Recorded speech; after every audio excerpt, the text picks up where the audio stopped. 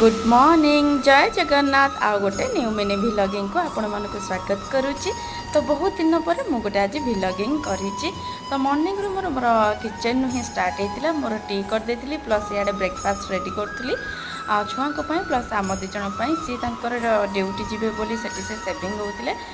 T देकी मुझे T भी देकी एपटे देखो बाहर मुझे अलरेडी सका उठिकी मोर सबतक लुगा वाश करके बाहर सुखे देती सुखे सारापर ये मोर दीटाक लाडला और लाडली शोचती तापर मुझे मोर लंच प्रिपेयर करे लगी जेहेतु छुआ दीज शोचती भर मत जमी कम सारे पड़ो तो एपटे डाली बसई देती झीर सीजा तरकारी आज गुरुवार तो सब भेज ही करा पड़ो तो किसी पोटल आलू सब मिक्स करके भजा भाजी बोली रखीदे आ बाकी छुआ उठला करता तो एपटे मोर सब लंच प्रिपेयर करदे